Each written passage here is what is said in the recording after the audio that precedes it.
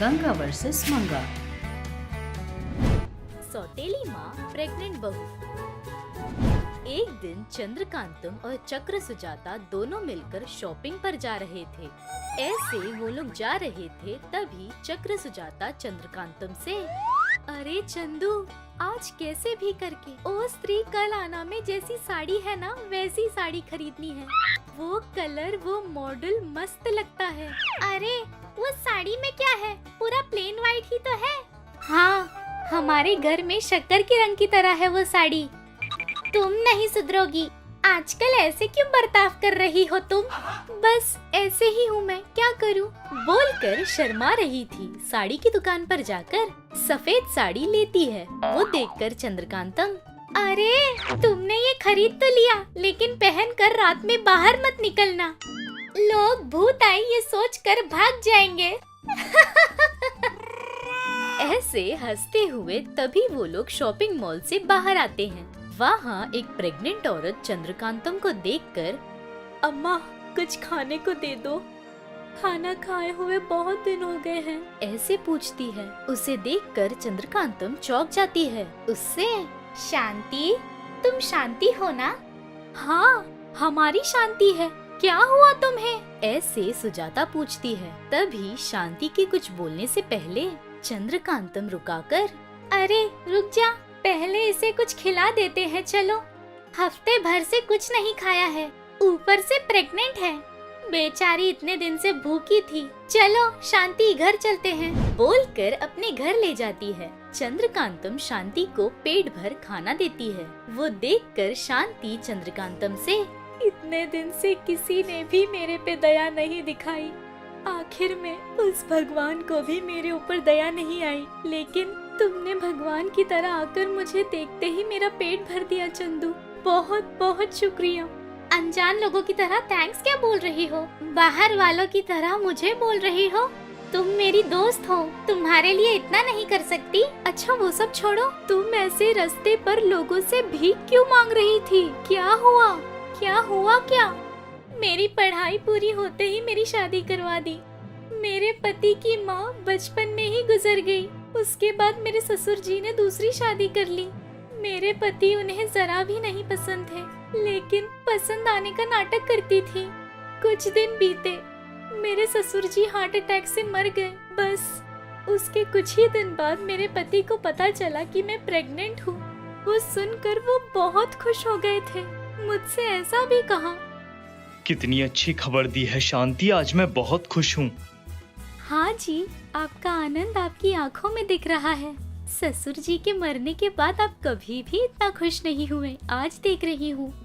हाँ शांति, मुझे मेरे पापा बहुत पसंद थे, इसीलिए अगर लड़का होगा तो पापा का ही नाम रखूंगा।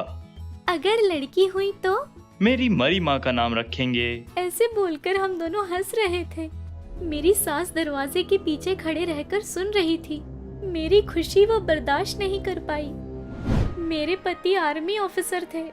एक दिन उन्हें अर्जेंट आने का ऑर्डर मिला था, उससे वो फौरन आर्मी बॉर्डर चले गए।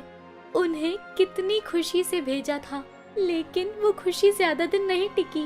वो बॉम्ब ब्लास्ट में मर गए, ऐसी खबर आई। वो सुनकर मैं बहुत रोई, लेकिन मेरी सास बहुत खुश हो गई थी। अपने आप में ऐसा भी सोचा, हाश, छुटकारा मिला। अब ये मनहूस भी इस घर से चली जाएगी तो ये जायदाद पूरी मेरी होगी। ऐसे हंस रही थी। उस दिन से मेरी सास ने मेरी जिंदगी नर्क बना दी। मेरे सारे सर्टिफिकेट्स जला दिए। मेरे इतने साल की मेहनत पर पानी फेर दिया उन्होंने। मुझे मारने की बहुत कोशिश की, लेकिन कुछ न होने के कारण मुझे खाना देना ही बंद कर दिया और मुझे समझ आ गया कि मैं उस घर में नहीं रह सकती। फौरन वहाँ से बाहर निकल गई। कोई काम करने के लिए मेरे पास एक भी डिग्री नहीं थी, काम करने की हिम्मत भी नहीं थी, और मेरे लिए ना सही इस कोख में पल रहे बच्चे के लिए जीना है, ऐसे सोचा। इसलिए बीच सड़क पर सबके सामने भीख मांग रही हूँ। वो सुनकर चंद्रकांतम को बहुत बुरा लगता है। सुजाता रोते हुए, अरे तुम्हें इतनी तकलीफ हो रही है, एक बार भी नहीं बताया हमें। पहले ही कितनी तकलीफ में हूँ मैं। तुम दोनों के पास आकर तुम्हें भी तकलीफ नहीं देना चाहती थी मैं। ऐसे कहती है। उस पर चंद्रकांतम, बहुत दिमाग चलाती हो तुम।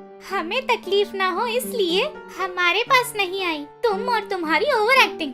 मुसीबत में साथ देने वाले लोगों को ही दोस्त कहते हैं। तुम्हें परेशान देखकर हम कैसे खुश रह सकते हैं। वैसे शांति, तुम्हें इतना शांत नहीं रहना चाहिए। अब देखना तुम्हारी सास को कैसे अशांत करती हूँ।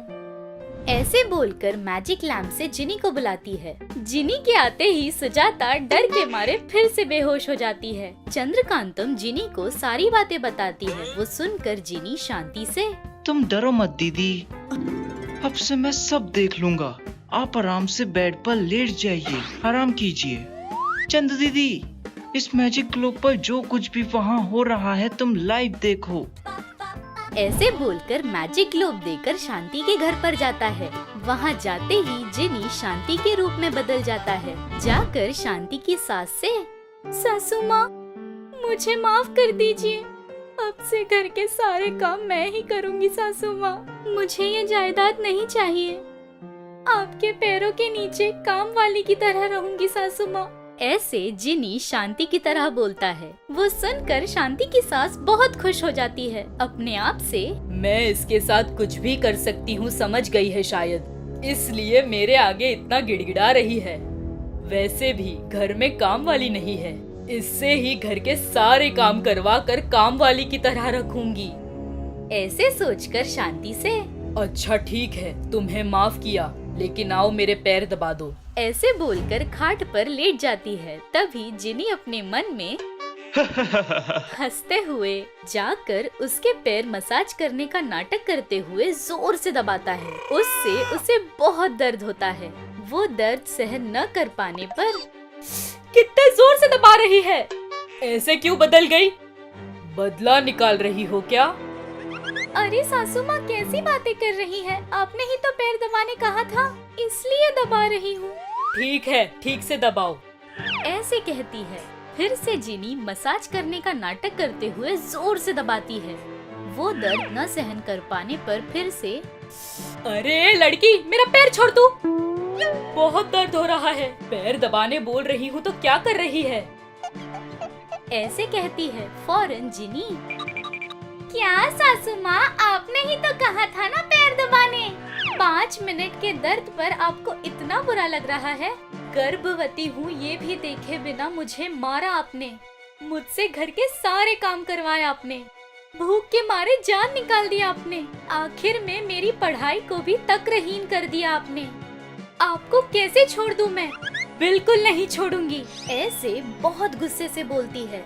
वो सुनकर शांति डर के मारे, बाप रे, इससे कुछ हुआ है। हे भगवान, थोड़ी देर और रुकी तो मुझे मार डालेगी, बोलकर घर छोड़कर वहाँ से चली जाती है। तभी वहाँ पर शांति का पति लौटकर आता है। आकर शांति से, शांति, कैसी हो शांति? किसी तरह से उस बॉम्ब ब्लास्ट से अपनी जान बचा ली, लेकिन सब लोग यही सोच रहे थे कि मैं मर गया। ऐसे कहता है। तब जिनी शांति के रूप से अपने रूप में आता है। शांति के पति से, जीजा, मैं शांति नहीं हूँ जीजा, वो दीदी घर पर आराम कर रही हैं। वो क्या हुआ था ना। ऐसे सारी बातें बताता है। वो सुनकर शांति का पति चौंक जाता है। फौरन शांति से मिलने चंद्रकांतम के घर जाता है। वहाँ शांति से मिलकर उसकी मदद करने के लिए सभी का शुक्रिया अदा करता है। ऐसे वो लोग फिर अपने घर जाकर बहुत खुशी से रहते हैं। जिनी के डोज से शांति की सास फिर लौटकर नहीं आई। शांति के फिर एक बार खुश होने पर चंद्रकांतम और सुजाता भी बहुत खुश होते हैं।